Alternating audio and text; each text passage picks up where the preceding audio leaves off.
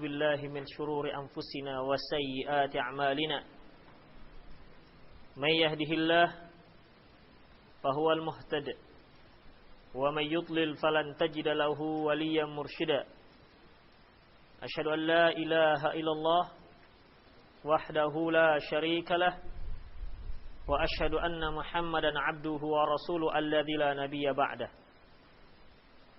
وقال الله سبحانه وتعالى يا أيها الذين آمنوا اتقوا الله حق تقاته ولا تموتن إلا وأنتم مسلمون يا أيها الذين آمنوا اتقوا الله وقولوا قولا سديدا يصلح لكم أعمالكم ويغفر لكم ذنوبكم ومن يطع الله ورسوله فقد فاز فوزا عظيما يا أيها الناس اتقوا ربكم الذي خلقكم من نفس واحدة وخلق منها زوجها وبث منهما رجالا كثيرا ونساء واتقوا الله الذي تساءلون به والأرحام إن الله كان عليكم رقيبا أما بعد إن أصدق الحديث كتاب الله وخير الهدي هدي محمد صلى الله عليه وسلم وشر الأمور محدثاتها وكل محدثة بدعة وكل بدعة ضلالة وكل ضلالة في النار. Ikhwati fid din rahimani Allah wa iyyakum. Pada kajian yang lalu telah kita bahas tentang anjuran syar'i atau disunnahkannya bagi seorang pemuda yang meminang seorang gadis untuk melihat langsung gadis pinangannya tersebut ataupun gadis yang akan dia nikahi. Kita telah bacakan beberapa hadis Rasulullah sallallahu alaihi wasallam tentang masalah ini, di mana intinya Rasulullah sallallahu alaihi wasallam memerintahkan untuk melihat calon istri. Untuk melihat calon istri. Bahkan dalam hadis Jabir bin Abdullah radhiyallahu anhu, dia katakan, ketika aku melamar seorang gadis, lantas aku bersembunyi dan melihat gadis tersebut. Aku bersembunyi dan melihat aku bersembunyi-sembunyi melihat gadis tersebut, hingga aku melihat darinya sesuatu yang menarikku untuk menikahinya. Demikian para hadirin rahimanallahu wa iyyakum. Kemudian masuk pada bab selanjutnya, yaitu masalah batasan melihat calon istri atau nazar. Apa saja yang boleh dilihat? Ibnu Qudamah menukil sebuah kesepakatan para ulama dalam kitabnya Al-Mughni, di mana para ulama sepakat seorang laki-laki boleh melihat wajah wanita calon istrinya. Al-Hafiz Muhammad bin Abdullah bin Habib Al-Amiri berkata dalam kitabnya Ahkamun Nazar, dia mengatakan bahwasanya apabila seorang laki-laki ingin menikahi seorang wanita, maka dia boleh melihat wajah dan kedua telapak tangannya serta apa saja yang menarik hatinya. Berarti di sini Al-Hafidz Muhammad bin Abdullah tidak membatasi hanya sekedar melihat wajah dan telapak tangan. Secara implisit dia membolehkan melihat apa saja. Apakah itu rambut, apakah itu telapak kaki, atau apa saja yang membuat dirinya tertarik untuk menikahi wanita tersebut. Tidak terbatas hanya melihat wajah dan telapak tangan saja. Dia berdalilkan dengan hadis Jabir yang telah kita sebutkan tadi, di mana Rasulullah sallallahu alaihi wasallam bersabda, "Idza khataba ahadukumul mar'ata fa in istata'a yanzura ila ma yad'uhu ila nikahiha falyaf'al."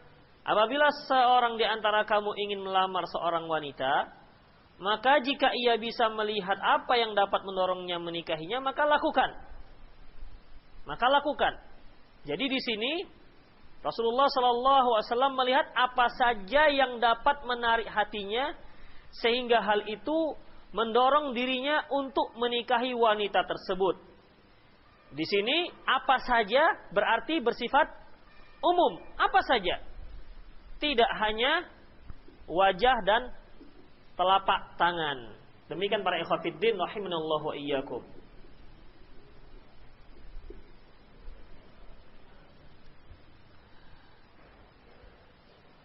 Kemudian dia juga berdalilkan dengan hadis Jabir yang bersembunyi-sembunyi melihat calon istrinya, wanita yang akan dia lamar.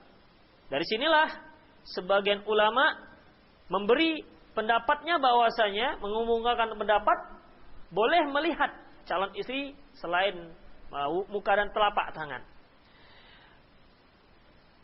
Sebuah hadis yang diriwayatkan oleh Abdul Razak dan Sa'id bin Mansur dalam sunannya, bahwasanya Umar bin Khattab datang kepada Ali bin Abi Thalib, datang untuk melamar anak Ali bin Abi Thalib atau putrinya. Kemudian Ali bin Abi Thalib memberi jawaban bahwasanya anak saya masih kecil. Ini merupakan jawaban tersirat bahwasanya Ali bin Abi Thalib menolak lamaran Umar bin Khattab radhiyallahu anhu yang saat itu sudah menjabat sebagai khalifah Amirul Mukminin. Namun kata Ali bin Abi Thalib begini saja, ya. Kata Ali bin Abi Thalib, nanti dibicarakan saja kepada anaknya langsung apakah dia mau menerima atau tidak. Jadi di sini secara pribadi Ali bin Abi Thalib sebenarnya menolak, namun masalah menolak dan menerimanya Ali bin Abi Thalib menyerahkan langsung kepada putrinya. Kemudian para ikhwah fiddin rahimanallahu wa iyyakum, maka Ali pun menyuruh putrinya untuk menemui Umar bin Khattab radhiyallahu anhu. Kemudian di situ ada Umar bin Khattab, dan waktu itu Umar bin Khattab menyingkap betis putrinya Ali bin Abi Thalib. Begitu. Dalam satu riwayat disingkap dengan tongkatnya. Umar bin Khattab melihat betis putri Ali bin Abi Thalib. Kemudian berkata putri bin Ali bin Abi Thalib, "Tutup," katanya. "Tutup." Artinya nggak boleh. Namun sudah tersingkap, begitu, ya. Disingkap, tutup kata putrinya. Berarti kan sudah terbuka. Kalau seandainya belum terbuka tentu tidak ada perintah untuk disuruh tutup. Kemudian kata putri Ali bin Abi Thalib, kalau seandainya tidak menimbang Anda adalah Amir Mukminin, sudah kupelintir lehermu. Kata putri Ali bin Abi Thalib. Jadi dari sini sebagian ulama mengambil kesimpulan bahwasanya di dalam nazar boleh melihat apa saja yang membuat seorang pria tertarik terhadap calon istrinya sehingga mendorongnya untuk menikahinya. Jadi tidak hanya sebatas melihat wajah dan telapak tangan saja. Kemudian para ikhwah fiddin rahimallahu wa iyyakum, hanya saja untuk melakukan hal ini memiliki dua syarat. Syarat pertama, ya, laki-laki tersebut harus memang ingin menikah, begitu. Jadi tidak boleh seorang yang tidak ingin menikah iseng-iseng kemudian dipakai tongkat tiba-tiba diangkat roh anak gadis seorang. Ya, ini jelas dia haramkan. Syarat pertama, dia harus benar-benar sudah bertekad memang untuk menikah. Karena kata Rasulullah sallallahu alaihi wasallam, ya, kata beliau, "In istata'a ay yanzura ila ma yad'u ila nikahiha."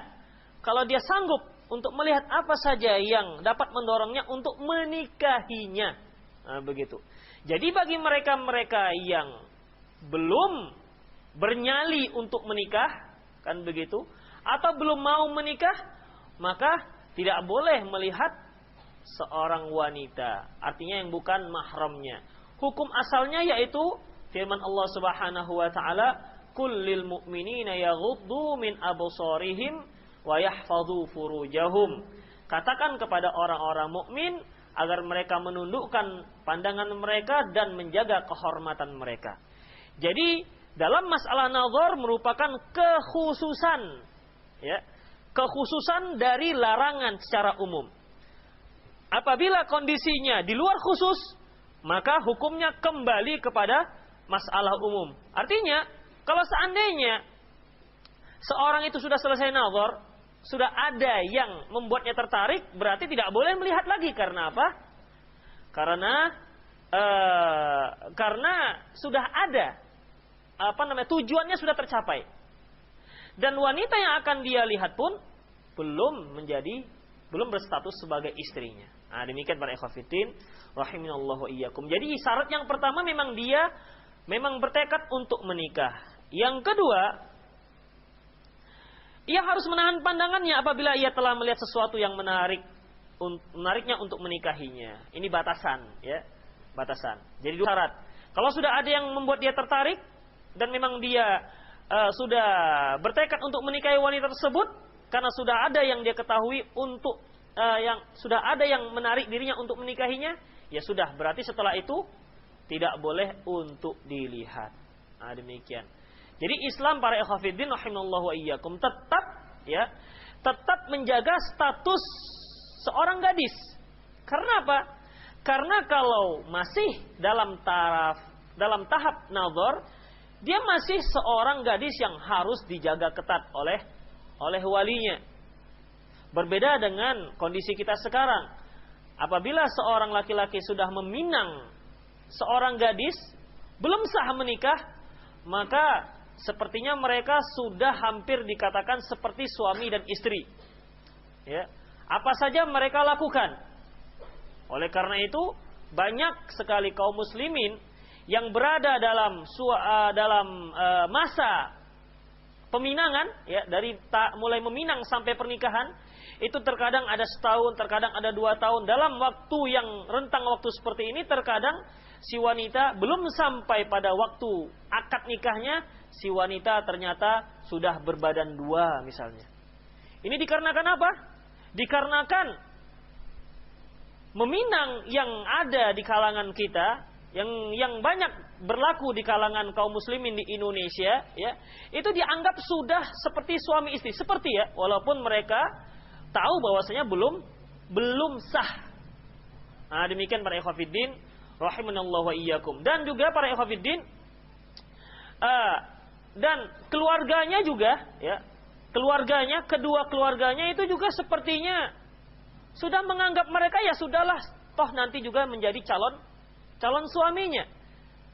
Jadi keluarga juga memandang mereka seperti seolah-olah sudah sepasang suami istri.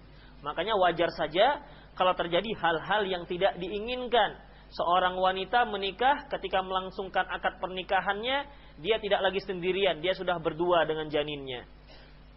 Dan lebih ironi lagi, sekarang itu sudah menjadi suatu hal yang biasa-biasa saja, ya. Biasa-biasa saja. Mungkin pada suatu saat nanti akan menjadi tren di kalangan kaum muslimin, kalau akad nikah nggak amil, nggak ngetop. Mungkin saja terjadi seperti itu. Karena terjadi pergeseran nilai. Kalau dahulu pada zaman 80-an, itu masih aib seorang wanita diketahui akad nikah sudah hamil. Pada tahun 90-an, ya sudah mulai aib-aib sedikit. Sekarang dianggap sudah biasa, tahun milenium. Kan begitu. Boleh jadi tahun milenium 1 nanti sudah dianggap menjadi tren, kan begitu. Sebagaimana yang dilakukan oleh orang-orang barat. bahwasanya seorang laki-laki dan seorang wanita melakukan biasa melakukan free sex, pergaulan bebas sebagai tahap untuk mencapai keluarga, untuk mencapai tahap selanjutnya. Jadi tahap selanjutnya menurut mereka akad pernikahan itu hanya sekedar formalitas saja. Ya, hanya sekedar formalitas saja. Namun semua tindak tanduk ataupun aktivitas suami istri sudah mereka lakukan. Demikian para ikhwatiddin rahimanallahu wa iyyakum. Oleh karena itu kita harus berhati-hati dalam masalah ini.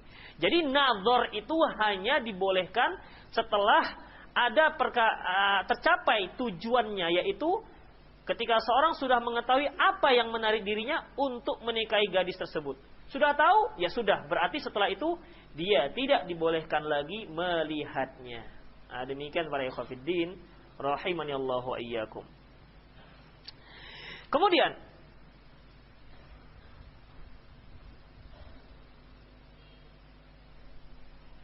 Ibnu Qattan Al-Fasi berkata dalam kitabnya Ahkamun Nazar, dia katakan apabila pihak peminang mengetahui bahwa si wanita itu tidak akan menikah dengannya atau walinya tidak memberikan jawaban, maka ia tidak boleh nazar. Begitu. Ya.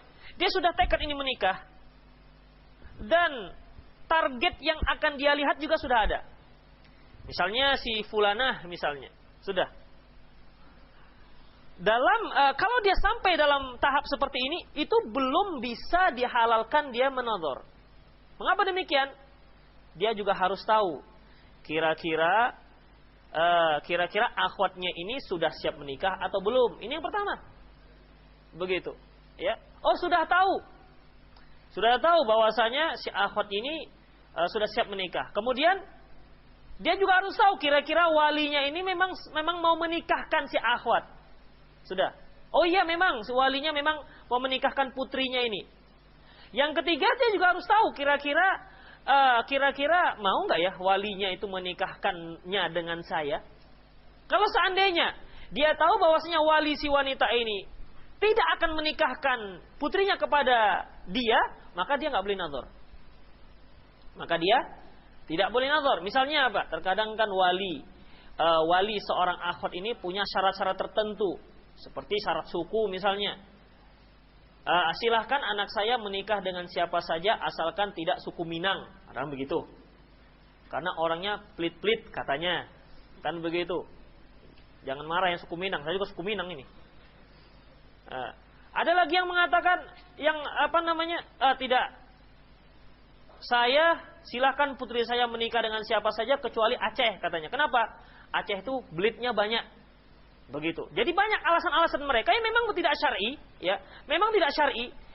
Yang namanya orang-orang awam, kan begitu. Namanya juga orang-orang awam. Namun, ya, kita harus perhatikan dalam masalah ini. Kalau kira-kira si wali wanita ini tidak mau menikahkannya kepada kita, ya, maka jangan nazar.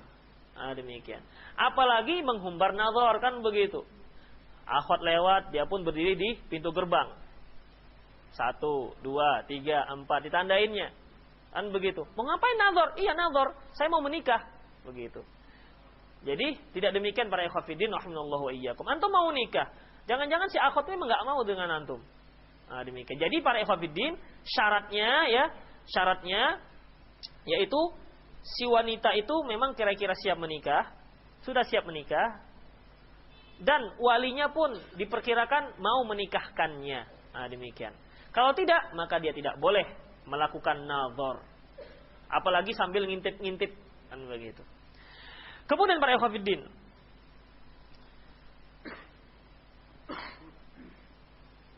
pendapat yang kedua menyatakan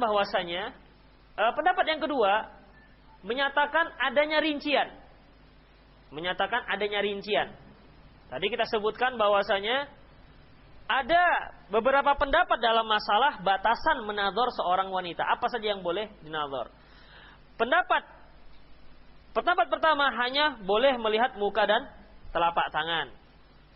Pendapat yang kedua boleh melihat selain muka dan telapak tangan. Karena Rasulullah Shallallahu Alaihi Wasallam menyatakan melihat apa saja yang membuat dia tertarik. Pendapat yang pertama tadi beralasankan bahwasanya karena selain muka dan telapak tangan itu aurat, maka tidak boleh dilihat. Jadi yang bisa terlihat saja. Nah, demikian. Pendapat ketiga itu ada rincian. Ya, pendapat ketiga ada rincian. Mengapa demikian para ikhwatiddin? Karena kalau kita katakan hanya menurut pendapat yang pertama, yaitu hanya dibatasi wajah dan telapak tangan saja, toh ada hadis Jabir, ya, ada hadis Jabir yang dimana dia mengintip seorang wanita, kan begitu. Dan Rasulullah SAW juga menyatakan dalam hadis secara umum apa saja yang membuat dia tertarik. Kalau kita katakan mutlak boleh melihat apa saja yang membuat tertarik, berarti melihat apa saja tanpa ada batas, kan begitu. Seperti melihat apa? Telinganya misalnya, apalagi bahunya misalnya, punggungnya misalnya. Akhirnya apa? Akhirnya ini bisa membuat disunahkannya ngeten jadinya. Nah, begitu jadinya. Nah, demikian. Makanya kalau dikembangkan pendapat yang kedua ini sepertinya agak ganjil, kan begitu. Oleh karena itu ada pendapat yang ketiga, yaitu pendapat yang ada rinciannya. Bagaimana itu? Ini adalah pendapat Syekh Muhammad Nasiruddin Al-Albani rahimahullah.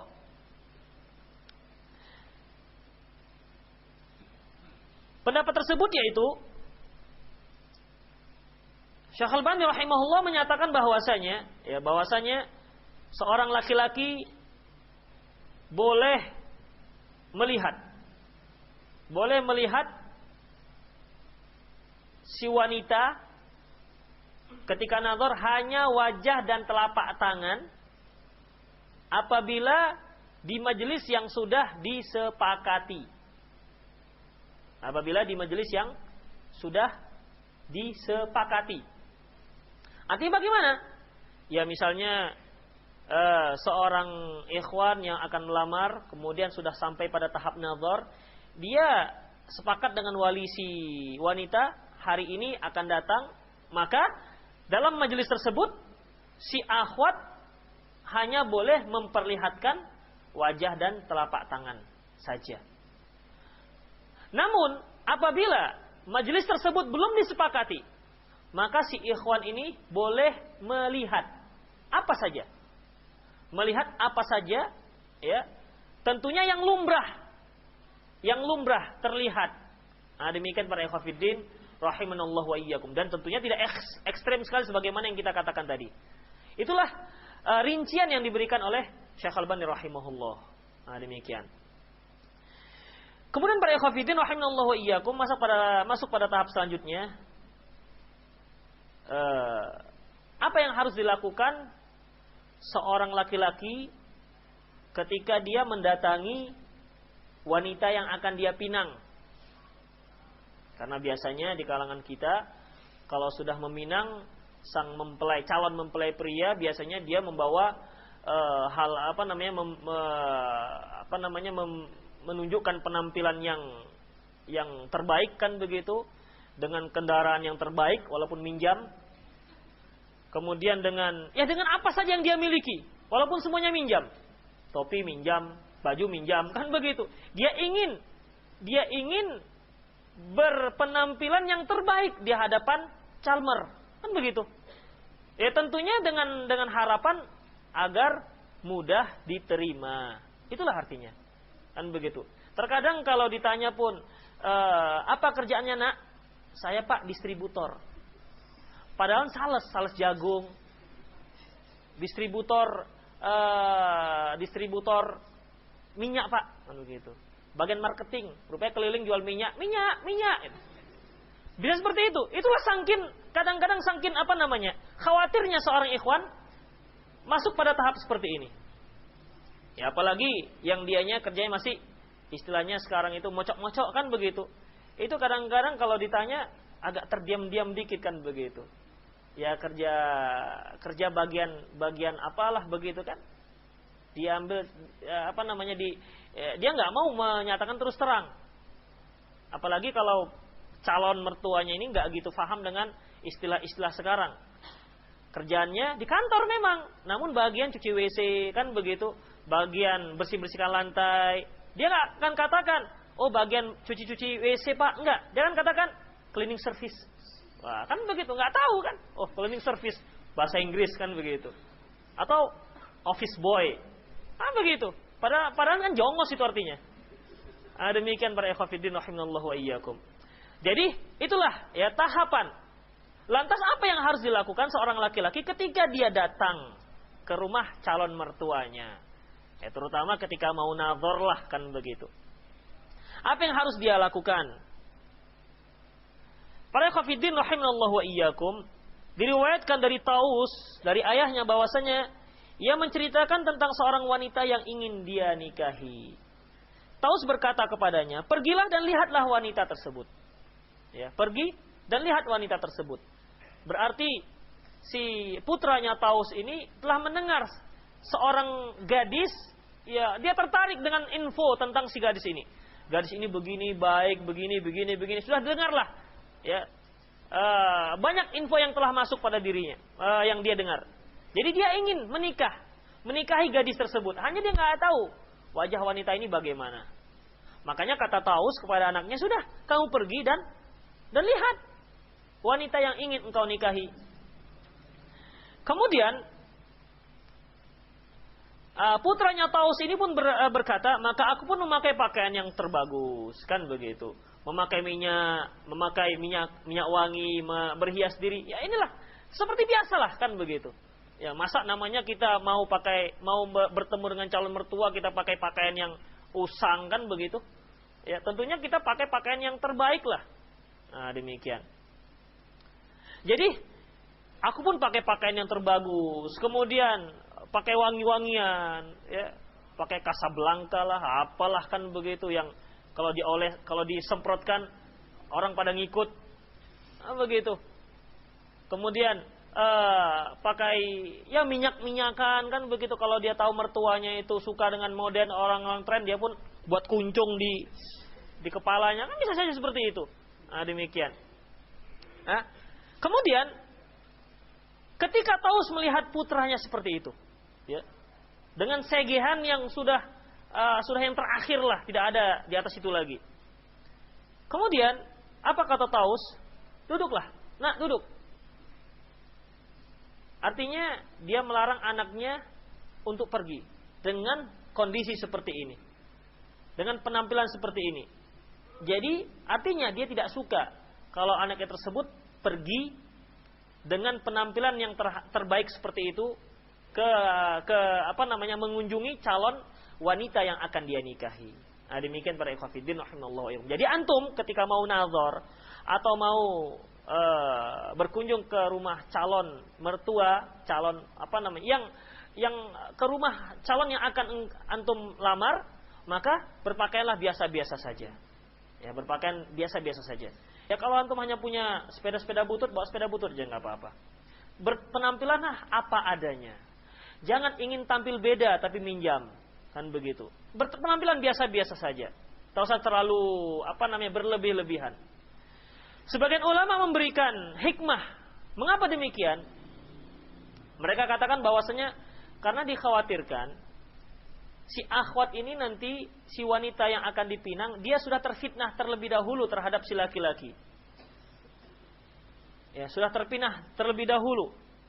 Dan padahal yang namanya nazar itu belum tentu jadi. Yang namanya nazar itu belum tentu jadi. Bisa saja si ikhwan setelah melihat, aduh nampaknya belum cocok, kan begitu. Belum cocok. Ya maksudnya belum cocok seleranya. Atau mungkin saja si akhwat dilihat, rasanya kok belum pas begitu. Maka masing-masing menolak. Atau mungkin menolak sebelah pihak. Ya. Namun kalau seandainya wanita yang menolak itu laki-laki tak begitu sakit. Percaya nggak antum? Tuh pengalaman. Pernah ditolak berapa kali antum? Belum pernah ditolak? Belum pernah maju juga? Udah gitu. Ya. Itu tidak terlalu sakit. Namun kalau yang menolak laki-laki, walaupun ya disabar-sabarkan, tetap ada saja torehan dalam hatinya itu. Ya. Dia akan terasa minder. Kenapa sih nggak jadi, kan begitu. Kalau seandainya si wanita ini dia sudah cocok dan si laki-laki yang nggak cocok. Oleh karena itu disyariatkan supaya yang laki-laki itu biasa-biasa sajalah, kan begitu. Sehingga si wanita kalaupun dia tertarik ya tertarik biasa saja dan tidak terlalu dalam ketertarikannya. Nah, demikian. Karena apa? Karena seorang wanita itu sifatnya menunggu, sementara laki-laki itu dia lebih aktif, ya, loncat dari satu tempat ke tempat lain. Ditolak ini, loncat tempat yang lain. Tolak lagi, loncat tempat yang lain. Itu satu hal yang biasa. Namun kalau wanita begitu nazar ditolak, muncul perasaan fobinya. Bahkan ada yang marah. Begitu dinazar nggak jadi marah. Akhirnya buat isu. Kalau ikhwan ini datang, jangan terima. Nah, bisa seperti itu. Karena apa? Karena ditolak. Buat isu dan seterusnya. Makanya para ikhwan fiddin rahimallahu wa iyyakum, dan dalam masalah ini Islam memberikan jalur-jalur ataupun tata cara agar yang kedua, yang semua itu demi kebaikan si akhwat dan si laki-laki. Nah, demikian para ikhwan fiddin rahimallahu wa iyyakum. Jadi sekali lagi para ikhwan fiddin, nazar itu bukan harus jadi. Ya, nazar itu belum tentu jadi. Makanya jangan sampai ada jangan sampai terlalu dalam perasaan dalam masalah nazar.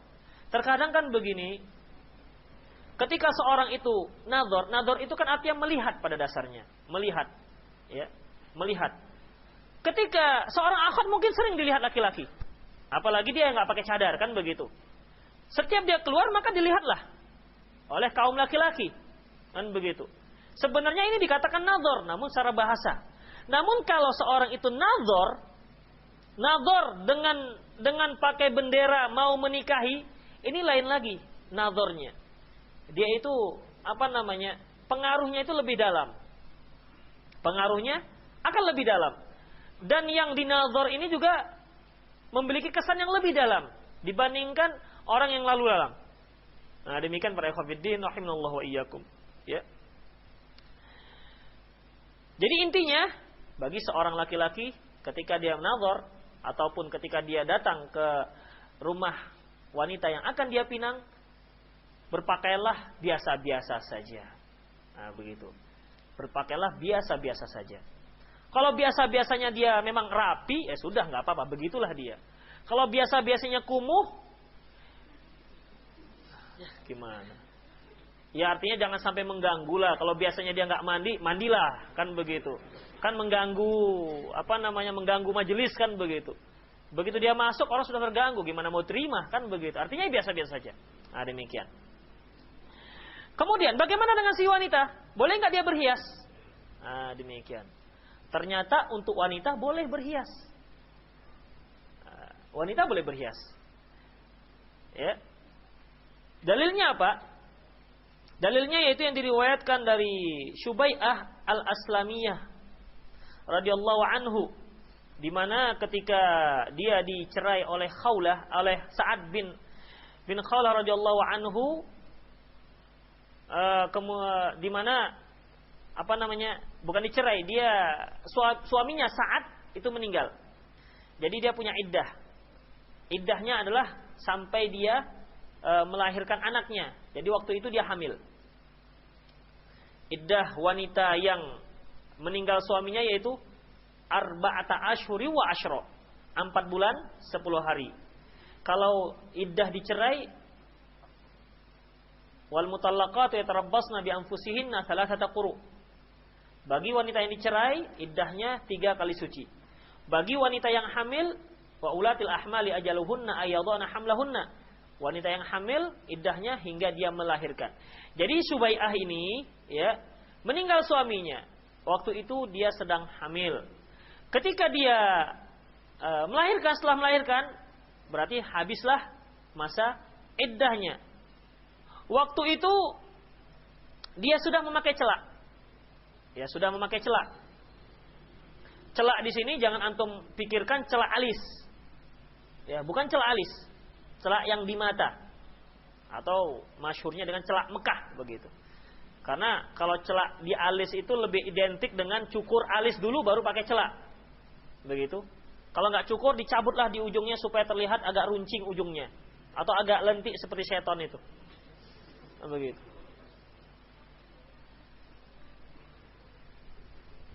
Kemudian para ikhwatiddin rahimallahu wa iyyakum, ketika itu dia bertemu dengan seorang sahabi ya, salah satu sahabat yaitu Abu Sanabil. Dia lihat loh, ini wanita kok sudah bersolek, artinya sudah berhias, sudah pakai celak. Nah, begitu. Dan Abu Sanabil ini protes, artinya mengkritik. Kok sampai begitu? Kemudian masalah ini disampaikan kepada Rasulullah sallallahu alaihi wasallam. Disampaikan kepada Rasulullah sallallahu alaihi wasallam dan Rasulullah membolehkan. Jadi seorang wanita boleh berhias ketika dia dinazar oleh seorang laki-laki. Kemudian para ikhwatiddin rahimallahu wa iyyakum,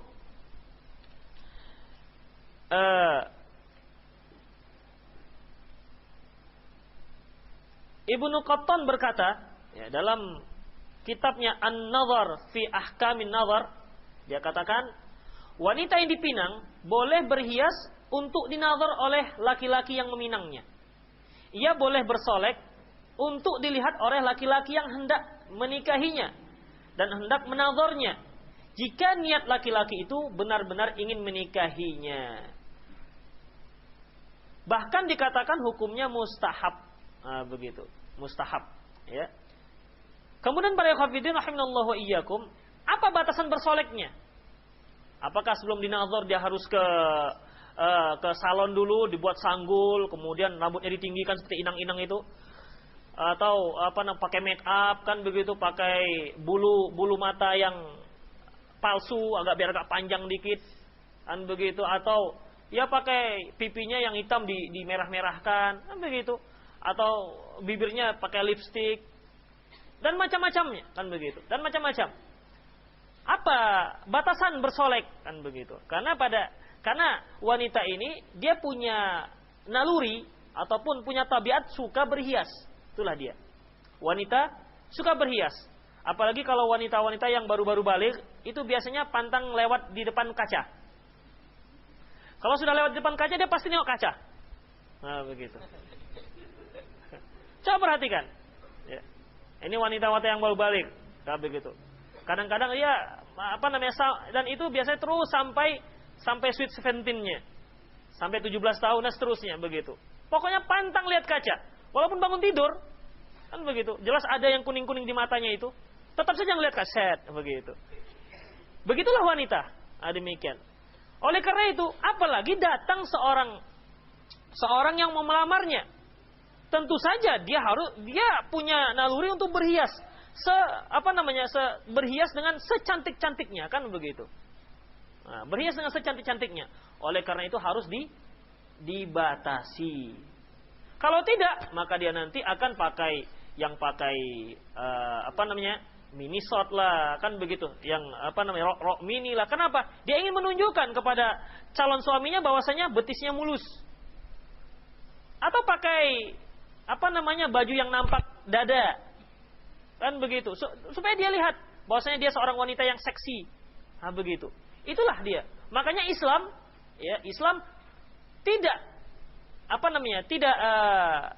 tidak mengungkung naluri mereka untuk berhias, namun disalurkan dan dibatasi. Demikian.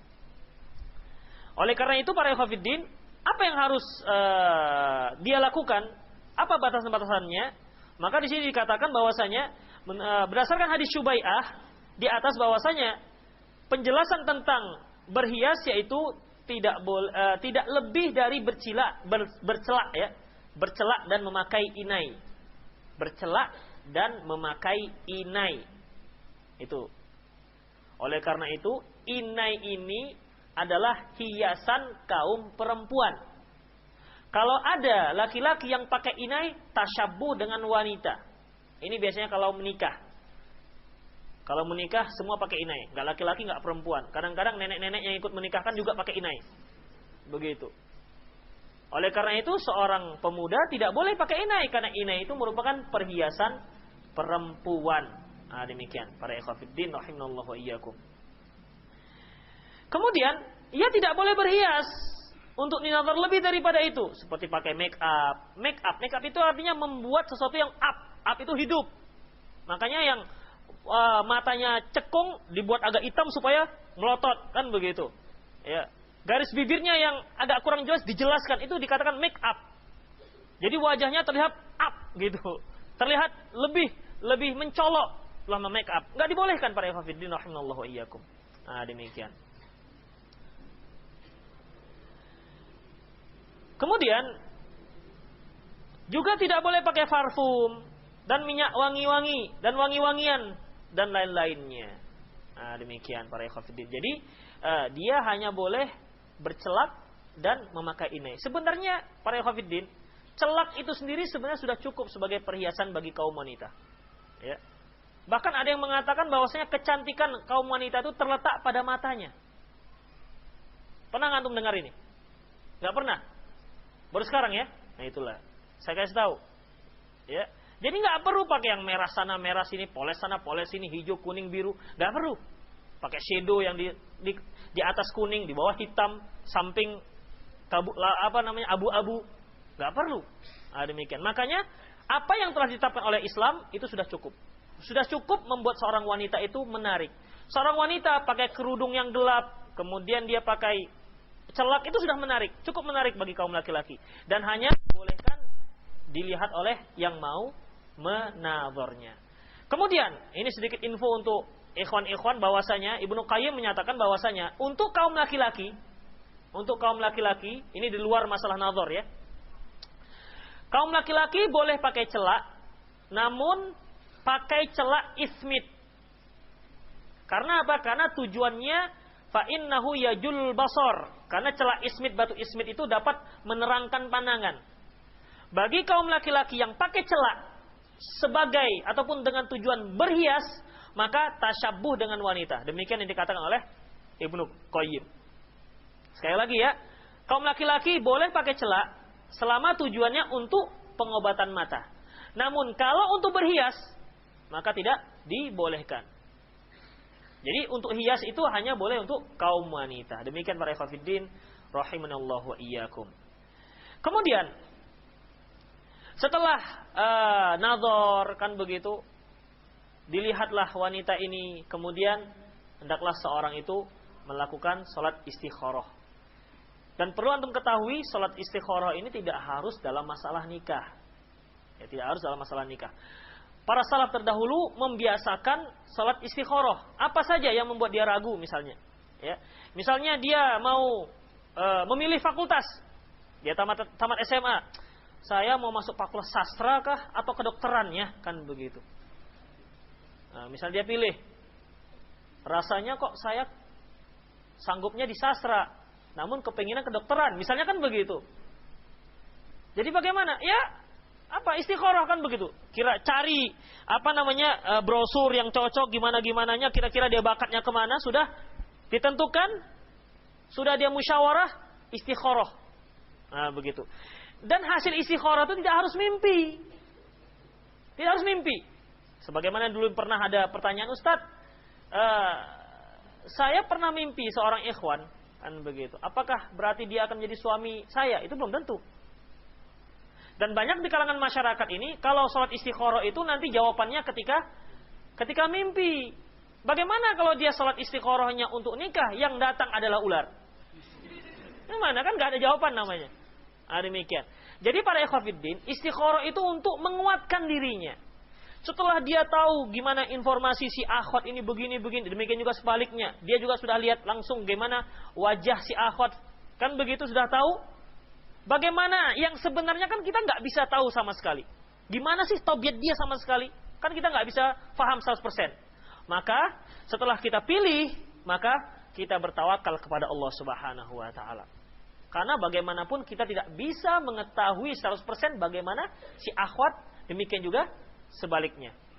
Nah, demikian. Jadi inti daripada doa istikharah tersebut, ya Allah, kalau seandainya si akhwat ini ataupun si ikhwan ini baik untuk agamaku, untuk kehidupanku, kan begitu? Ya, maka permudahlah urusanku. Kalau seandainya dia ini tidak baik untuk kehidupanku, dan untuk agamaku, maka jauhkanlah dia dariku dan jauhkan aku darinya. Dan pilihkan untukku lebih baik dari itu. Itulah inti. Jadi setelah kita melakukan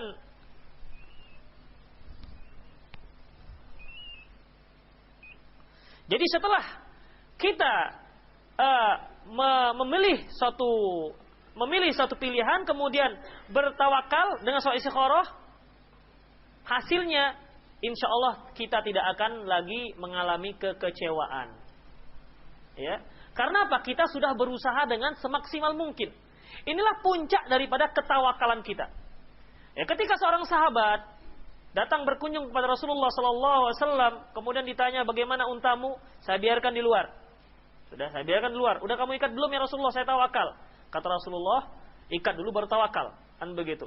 Demikian juga seorang laki-laki ataupun seorang wanita, ya, ketika dia sudah memilih calonnya, sudah dia maksimal mungkin, semaksimal mungkin dia cari informasi dari sini, dari sana, begitu. Kemudian fisiknya juga sudah cocok, maka tinggallah tawakal kepada Allah Subhanahu wa taala.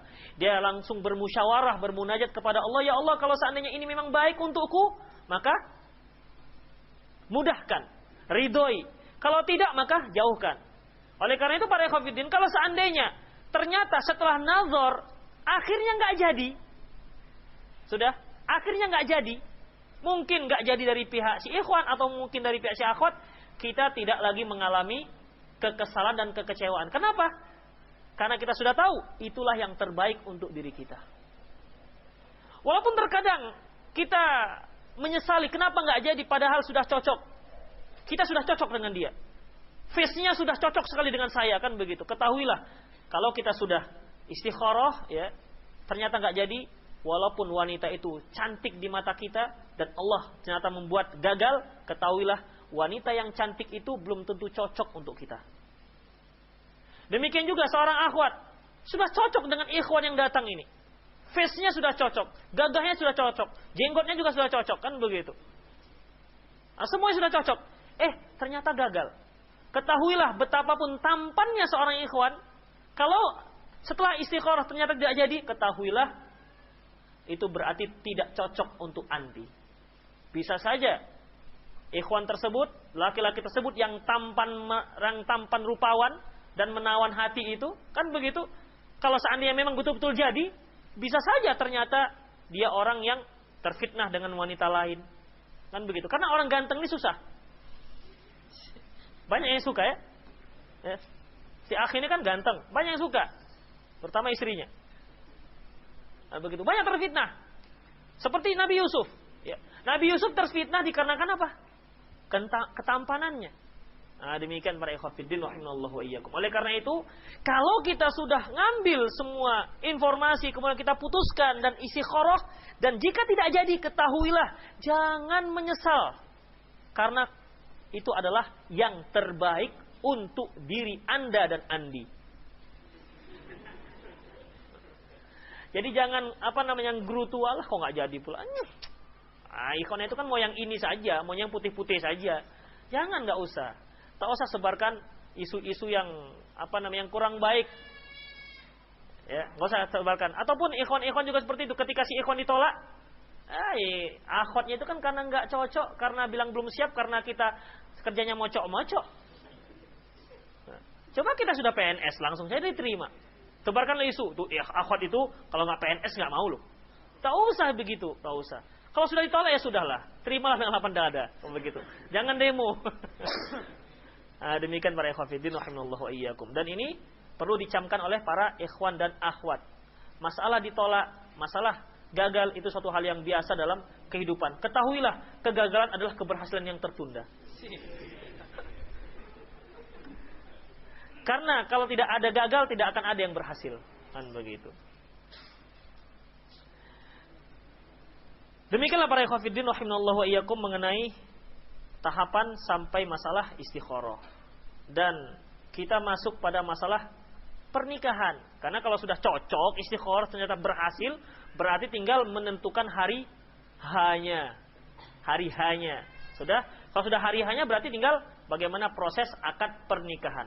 Namun perlu antum ketahui di sini, ya, antum ketahui di sini, karena tidak semua kaum muslimin itu memiliki mental yang baik, ya.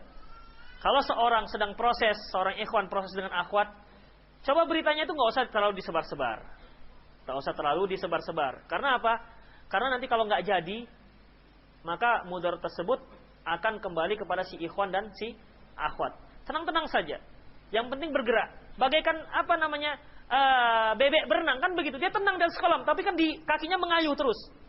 Ngapain kita seperti monyet tenggelam? Kan begitu. Namun nggak jalan-jalan.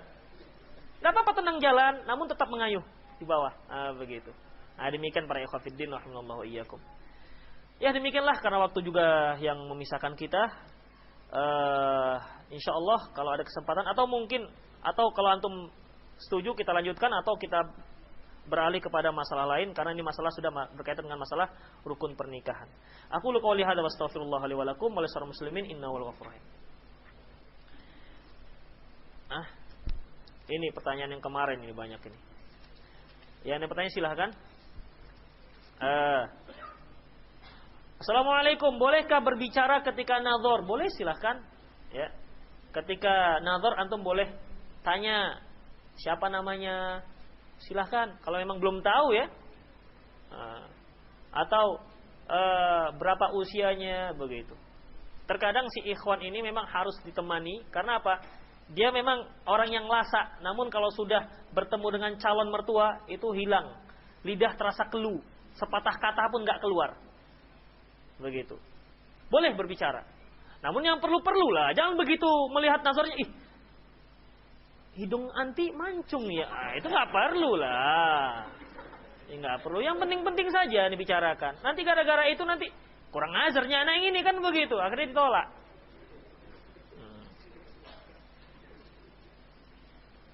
Yang penting-penting saja. Dan juga seorang laki-laki juga harus apa namanya? Ya jaga adab, ya jaga adab. Ada kasus seorang ikhwan, dia menazar, kemudian ketika nazar itu dia diundang makan. Waktu itu sangat lahap makannya. Akhirnya karena saking lahapnya makan, itulah sebab ditolaknya. Karena apa? Ini belum jadi menantu sudah seperti ini makannya. Bagaimana kalau sudah jadi menantu kan begitu? Makanya tahan-tahan dirilah. Yang penting tuh misi kita tercapai kan itu penting. Jangan terlalu luas. Itu sudah kelewat batas luasnya. Ustadz, anak akan melakukan nazar dengan seorang ikhwan. Hanya saja mahram anak berada di Jakarta. Apakah boleh anak nazar bersama hanya disertai umi? Oh iya. Para ikhwatiddin rahimallahu iyyakum, ya. Dalam sebuah pendapat disebutkan bahwasanya seorang akhwat itu harus disertai mahram. Hanya saja Allahu a'lam bissawab, ya. Kalau kita lihat bahwasanya kalau seandainya nazar itu harus disertai mahram, berarti Jabir tidak boleh menazar karena dia nazar calonnya dengan mengintip, dengan sembunyi-sembunyi. Kan begitu. Jadi bagaimana? Allahu a'lam bissawab, saya lebih cenderung boleh selama yang menemani itu memang orang-orang yang siqah, yang terpercaya dan tidak akan menimbulkan fitnah. Demikian, orang yang terpercaya. Namun kalau orang-orang yang nggak terpercaya, misalnya antum bawa kawan nemani, kan begitu, dia juga bawa kawan, akhwat juga nemani ke nazar, itu saling nazar-nazoran namanya. Ya, tidak seperti itu. Jadi selama kita itu ditemani orang yang kita percayai dan tidak akan menimbulkan fitnah di kalangan mereka. Demikian ya. Allahu a'lam bissawab.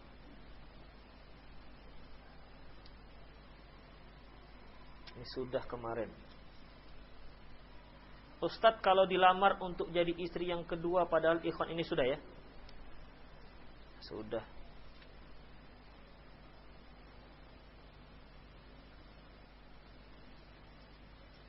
Gak paham saya pertanyaannya.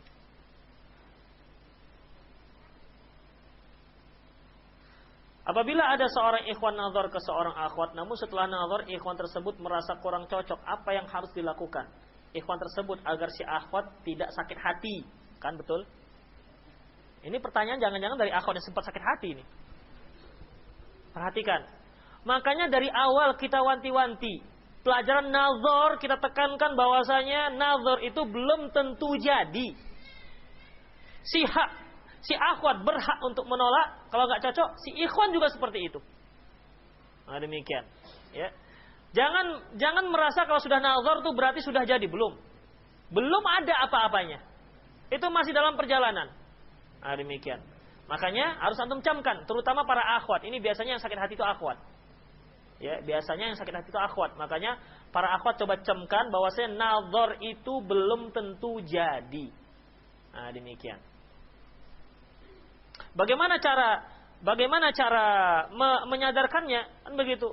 Ya, belikan buku atau ya beri nasihat atau ada orang-orang yang terdekat si akhwat supaya memberitahu bahwasanya nazar tidak harus jadi. Oleh karena itu si akhwat juga jangan terlalu girang ya. Demikian juga si ikhwan jangan terlalu girang ketika dia sudah sampai pada tahap nazar, karena itu bisa nggak jadi. Karena itu bisa saja nggak jadi. Jadi tetap berhati-hati karena statusnya masih bukan mahram dan masih seorang lain.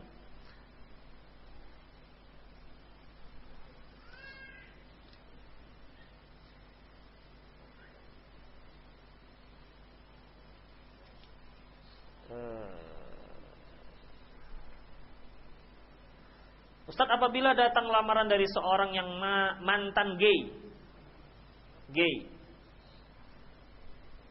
itu sejenis apa? Homo. Gay itu homo. Gay itu bukan dia suka dua-dua, enggak. Suka sama sejenis. Seperti homo ya. Apakah harus diterima Ustadz? Apa pertimbangannya Ustadz? Dan dia berkata kepada saya bahwasanya beliau tidak akan mengulangi perbuatan dahulu.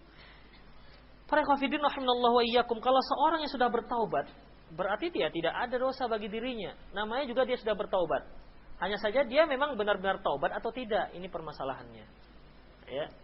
Apakah yakin dia sudah taubat? Kalau anti yakin dia sudah taubat, ya nggak ada masalah. Berarti dosa-dosa yang telah dia lakukan itu dihapus. Nah, begitu.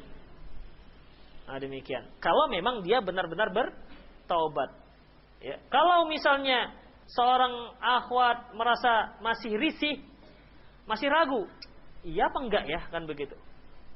Jadi bagaimana? Ya da'ma yaribuka ila ma yaribuka. Tinggalkan apa yang kamu ragu dan laksanakan apa yang kamu tidak ragu.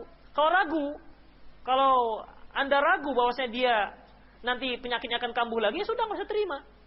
Begitu. Nah, demikian ya. Ustadz, kalau sering-sering didekati ikhwan yang berkeinginan sedang akhwat masih mau menyelesaikan kuliah, apakah jawaban yang paling baik untuk menolaknya? Ya bilang saja, katakan tidak. Selesai kan? Namanya juga dia belum mau. Masalahnya kan dia belum ada keterkaitan jiwa. Yang masalahnya ini kan kalau si akhwat sendiri sudah ada sambutan, sudah gayung bersambut, kan begitu. Jadi tidak lagi kelingking berkait, udah berkait lah ya. Demikian.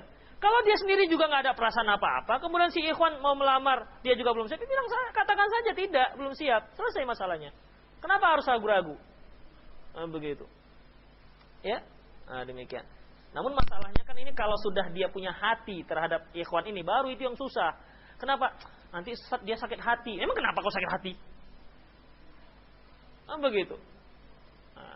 Kan kalau orang sudah jatuh hati, dia khawatir kalau orang yang dia sukai itu nanti akan sakit hati. Khawatir sekali dia. Karena dia ingin agar orang yang dia cintai itu walaupun hanya sekedar simpati, kan begitu. Sudah masih tahap simpati, dia ingin agar orang tersebut tidak mau membenci dirinya. Demikian. Namun kalau antum masih bebas, tidak ada ikatan apa-apa, baik ikatan lahir maupun batin, kenapa ragu-ragu mengatakan tidak? Begitu. Katakan saja, "Bang, saya belum siap." Gitu. Kalau abang menunggu, ya tunggu saja nanti kalau seandainya memang saya nggak ada calon lain. Selesai kan? Abang alternatif sajalah. Ustaz, jika ada seorang akhwat yang mempunyai suatu penyakit di mana dokter menyatakan penyakit ini bisa kambuh kapan saja. Biaya pengobatan besar. Apakah ketika ada seorang ikhwan yang melamarnya nanti, ia harus menceritakan tentang penyakit itu? Bagaimana jika karena ikhwan tidak jadi melamarnya? Para ikhwatiddin rahimallahu wa iyyakum, ya, dalam masalah ini si akhwat harus menceritakan. Karena apa? Karena ketika seorang itu belum menjadi istri, dia harus pahit-pahit. Harus pahit-pahit. Kalau nggak jadi, itu lebih mudah dibandingkan kalau dia dicerai setelah jadi. Ya. Kalau dia nggak jadi, misalnya, bang, sebenarnya saya punya penyakit ini, saya punya penyakit ayan loh, misalnya kan begitu. Saya kalau kambuh, buih ini keluar, begitu, tegang-tegang, kejang-kejang, gimana bang? Cocok nggak? Kalau cocok lanjut kita, kalau nggak ya sudah sampai di sini saja kan begitu. Ya, jelaskan dengan sejelas-jelasnya. Kalau kata dia, demi cintaku pada adik, walaupun adik kena ayan, abang tetap begitu, abang tetap tetap lanjutkan perjuangannya, kan misalnya begitu, nggak ada apa-apa. Berarti dia memang orang yang sudah berani mengambil risiko. Coba seandainya setelah menikah 2 minggu ketahuan dia sakit ayan, si laki-laki akan merasa ditipu. Akhirnya dia dicerai. Statusnya sudahlah nggak perawan, kemudian dicerai. Ayan pula. Begitu. Kalau dia masih gadis, belum pernah menikah, masih memiliki kemungkinan, lebih memiliki kemungkinan dibandingkan setelah dia menikah. Makanya ya pahit-pahitlah. Nah, begitu. Misalnya seorang laki-laki, dia mau melamar seorang wanita. Dia bilang, untuk saat ini saya belum punya gaji yang tetap, kan begitu. Ya gaji saya nggak tetap, paling kadang-kadang 1 juta, kadang 2 juta. Misalnya kan begitu. Nggak tetap, paling tinggi 5 juta lah. Artinya saya tidak punya penghasilan yang tetap. Jelaskan kepada calon mertua, kan begitu, kepada si akhwatnya. Jangan berlagak. Kerja apa nak? Saya caleg pak. Caleg pula. Kan begitu. Oh saya ini punya mobil. Rupanya dalam hatinya bilannya ada. Mobil-mobilan. Jadi jelaskan dengan sejelas-jelasnya kondisi kita dengan cara yang pahit. Atau seandainya dia dia anak yatim, Pak, saya ditinggal orang tua saya Pak semenjak saya masih kecil. Udah jelas kan? Begitu. Jangan, oh orang tua saya ada Pak di Jakarta. Dia sekarang jadi anggota DPR. Ngapain dikatakan seperti itu? Akhirnya ketika nikah, tanya mana orang tuanya nak? Masih rapat sidang membuat undang-undang RUU. Begitu. Akhirnya apa? Ditipu. Demikian. Jelaskan saja. Inilah saya Pak. Inilah saya apa adanya. Silahkan Bapak terima. Kalau Bapak terima, alhamdulillah. Nggak terima, astagfirullah. Begitu. Jadi ya jelaskan apa adanya. Begitu. Jangan ada yang ditutup-tutupi. Nggak usah pakai bahasa distributor, nggak usah. Bilang saja saya jualan jagung door to door. Selesai. Ustaz, apakah sebelum menikah seorang akhwat harus sudah punya ketertarikan hati, kecenderungan pada si ikhwan? Bukankah cinta itu datang setelah pernikahan? Iya. Ya, kalau kita berbicara pada zaman Siti Nurbaya memang demikian. Namun bicara tentang sekarang ini tidak seperti itu. Terkadang orang menikah itu karena sudah dia punya tambatan hati sebelumnya. Begitu. Ya, sudah punya tambatan hati. Apalagi ya sekarang pergaulan wanita dan laki-laki itu biasa-biasa saja kan begitu. Mana mungkin seorang laki-laki tidak tertarik dengan seorang wanita. Akhirnya karena dia sudah tertarik, laki-laki itu tertarik, akhirnya melanjutkan ke jenjang pernikahan. Jadi sebenarnya tidak mengapa. Ya, tidak mengapa selama memang mereka tidak melakukan hal-hal yang melanggar syar'i. Seperti pacaran yang katanya pacaran Islami kan begitu. Apel Islami, ngapel Islami. Kalau ngapel Islami datang ke rumahnya. Datang ke rumahnya, ke rumah si akhwat bawa adik. Begitu. Dia bawa adik kecil. Nanti begitu sampai tempat akhwat, adiknya kasih bonbon, sana belanja di Binjai kan begitu. Begitu ada yang seperti ini. Ya. Kadang-kadang dibawa pergi supaya enggak agak kelihatan islaminya, si akhwat bawa adik. Kan begitu. Ya ini fenomena yang sudah ada.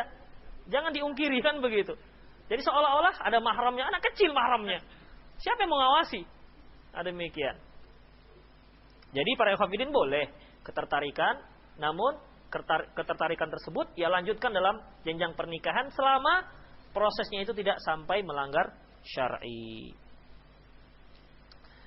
Dan cinta setelah pernikahan itu jelas cinta yang sejati. Cinta sebelum pernikahan itu kadang-kadang hanya sekedar monyet yang bercinta atau cinta monyet. Ada kasus seorang akhwat dilamar oleh seorang ikhwan yang berbeda manhaj dan ikhwannya tersebut mendaftar sebagai caleg. Apakah boleh ditolak? Ya terserah. Ya, terserah. Enggak ada masalah. Kalau dia muslim berarti pernikahannya sah. Masalah caleg dan tidak caleg, ya itu terserah akhwatnya. Mau terima apa enggak? Kan begitu. Nah, demikian. Tentunya ini nanti berkaitan dengan keilmuan si akhwat itu sendiri. Kalau si akhwatnya juga ternyata seorang aktivis pergerakan, gerak sana gerak sini, demo sana demo sini, nggak ada masalah bagi mereka. Ustaz, saya mau menikah dengan ikhwan salafi. Saya mempunyai mantan pacar sampai sekarang dia masih mengharap saya, bahkan masih sering menghubungi dekat dengan keluarga saya. Saya sudah menghindar, tapi dia justru semakin berusaha terus sampai berkomitmen menunggu saya, jandanya saya. Kalau istilah orang Padang, barana ampe dan nanti juo.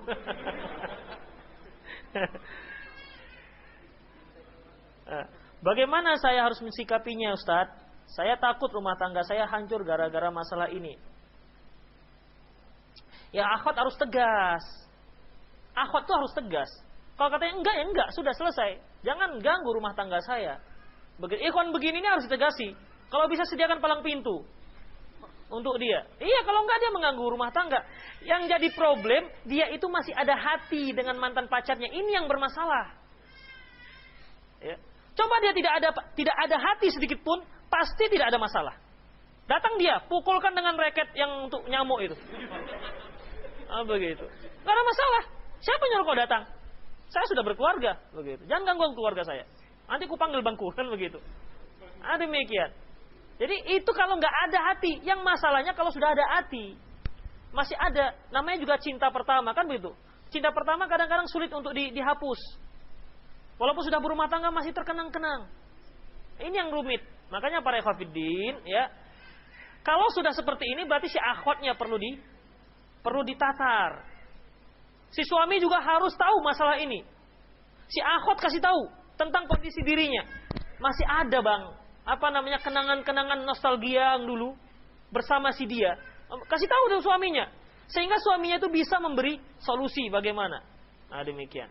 Dia masih mengganggu dan seterusnya. Demikian para ikhwatiddin rahimanallahu wa iyyakum, ya. Demikian. Namun kalau seandainya dia sudah tidak ada rasa apapun, saya kira malah lebih mudah permasalahannya.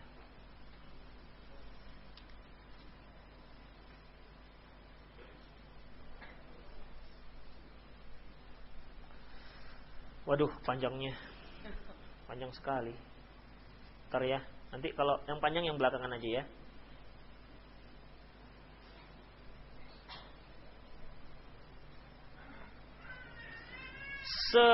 Sebatas dan sejauh apa kewajiban seorang muslim dan muslimah untuk mengingatkan saudaranya yang menjalin hubungan dengan non mahram, khususnya yang non muslim?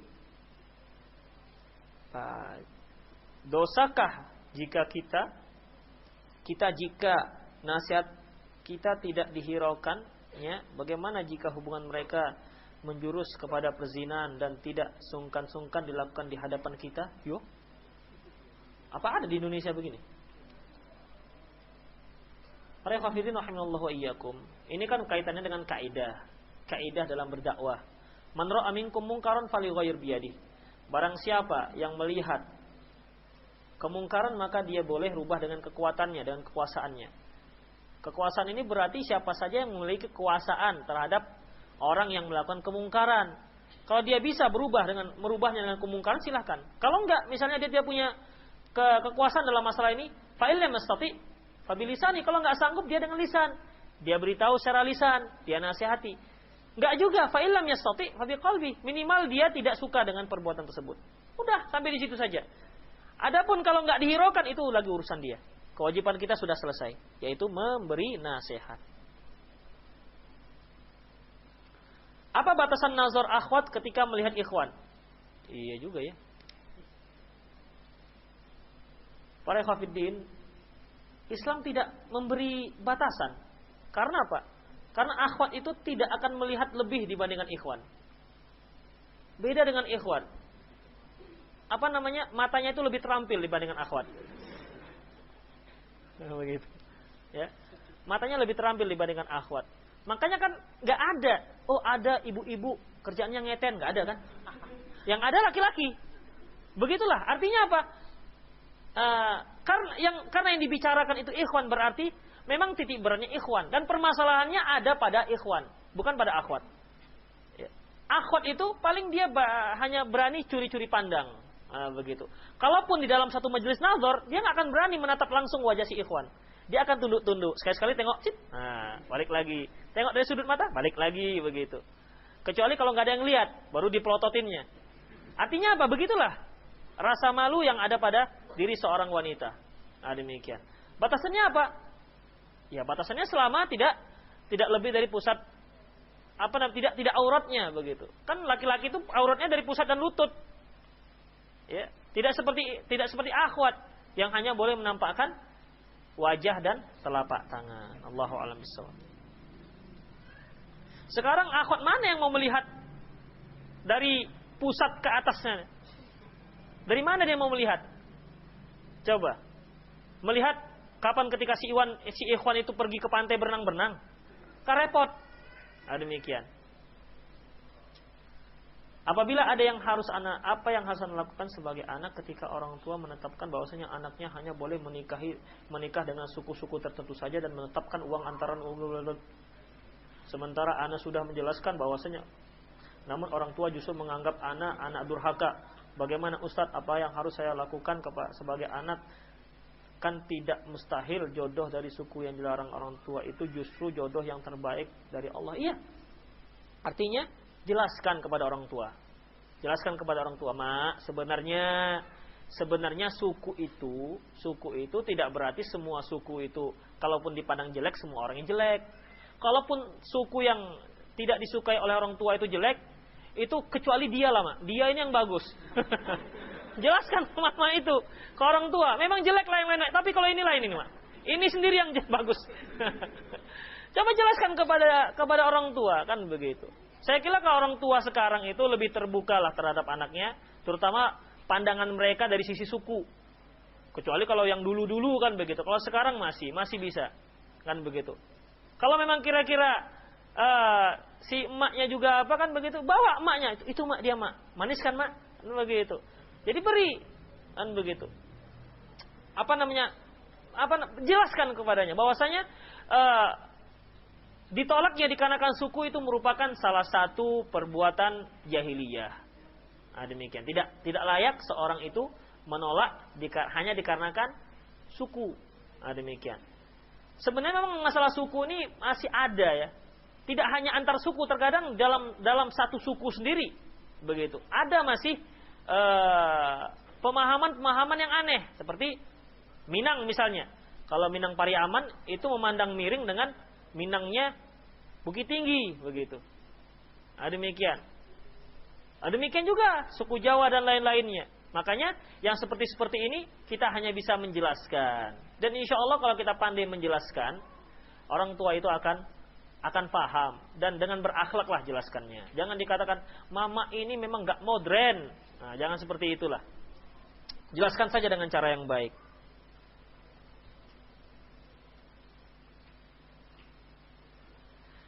Yang saya ingin jelaskan kenapa ikhwan diperbolehkan melihat apa saja yang ia inginkan ketika nazar walaupun ia betul-betul ingin menikahi si akhwat. Apa saja? Tadi kan sudah kita jelaskan rinciannya ya. Rinciannya.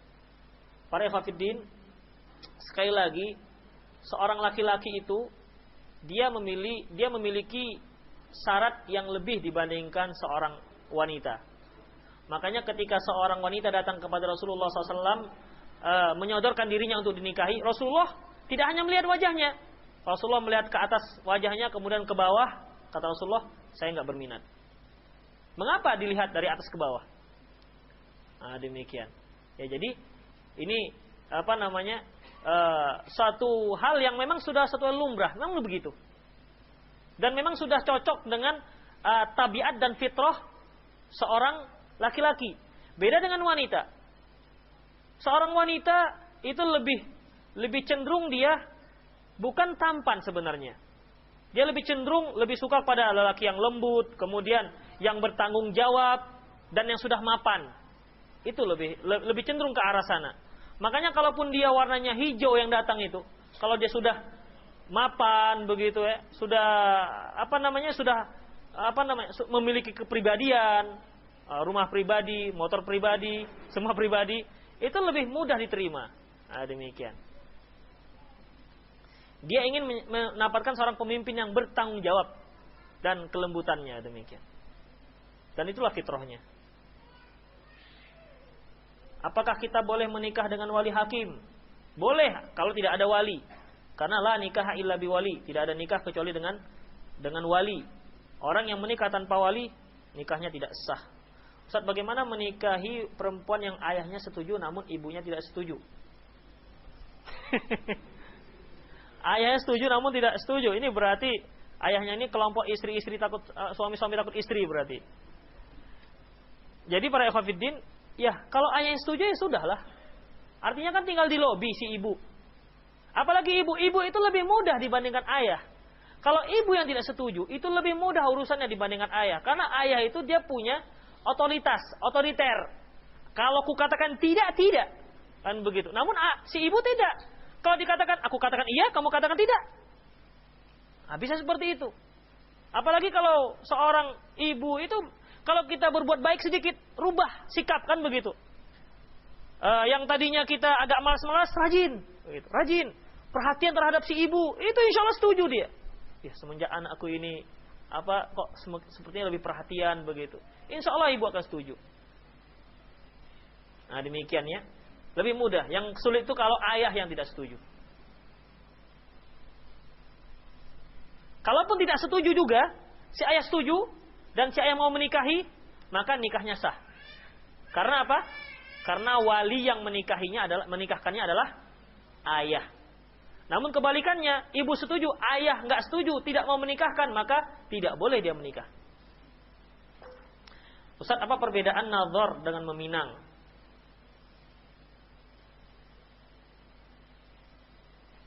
Ada bedanya. Apa bedanya? Tadi Ustaz bilang boleh nazar apabila akhwat itu mau menikah dan wajib dan walinya mau menikahkan. Juga ya bagaimana ikhwan bisa tahu kalau akhwat ingin menikah dan walinya ingin menikahkan? Kalau si akhwat tidak ditanya. Kalau si akhwat ditanya, ini pertanyaannya begini. Tadi kan kita katakan silakan nazar kalau memang diketahui si akhwat memang mau menikah, kan begitu. Ya ini bisa kita cari informasinya dari teman-temannya begitu. Tidak antum harus sendiri datang, akhwat mau nikah nggak? Kalau nikah, saya mau nazar ini. Ya nggak seperti itulah, ekstrem sekali. Macam protap aja antum. Ya, tidak seperti itu. Para ikhwatiddin, ya. Berita-berita seperti ini bisa didapati. Ya. Bisa didapati.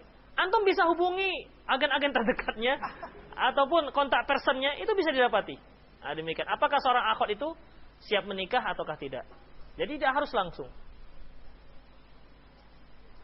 Kemudian perbedaan nazar dengan meminang, ya. Nazar meminang. Para ikhwatiddin rahimallahu wa iyyakum.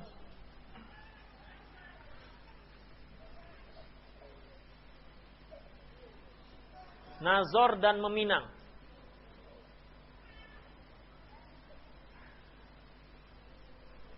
Apa ya perbedaannya ya? Apa perbedaannya? Nazar dan meminang. Itu bedanya. Nazar dan meminang.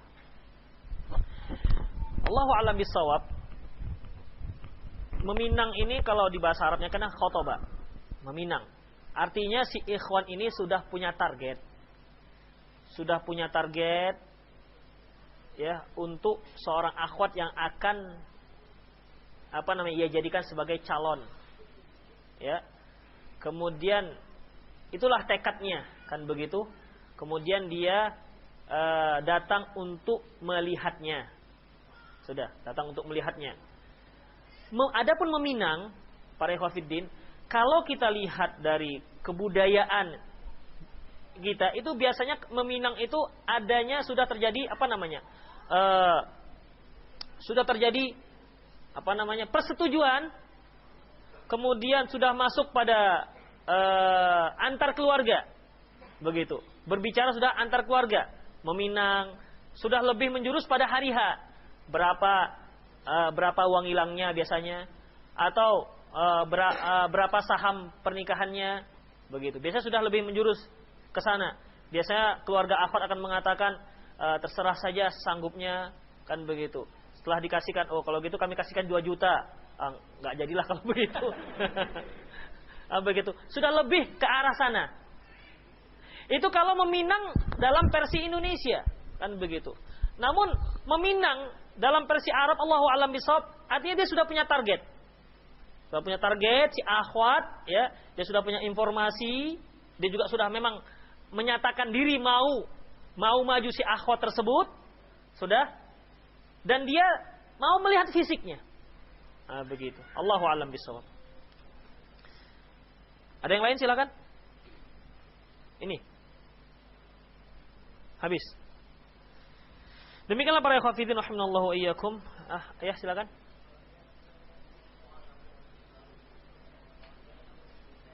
Iya.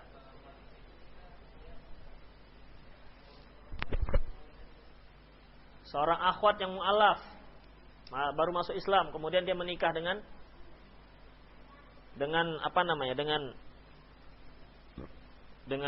seorang muslim. Allahu a'lam bishawab. Orang-orang kafir tidak bisa menjadi wali orang-orang muslim. Walinya ya wali hakim. Hanya saja memang tetap ada persetujuan dari dari keluarganya. Demikian. Ya. Walinya tetap wali hakim. Bukan wali orang-orang Kristen, orang-orang yang tidak muslim tidak bisa jadikan wali. Demikianlah para ikhwatiddin rahimanallahu wa iyyakum. Aqulu qouli hadza wa astaghfirullah li wa lakum wa lisal muslimin innahu wal ghafur rahim. Assalamualaikum warahmatullahi wabarakatuh.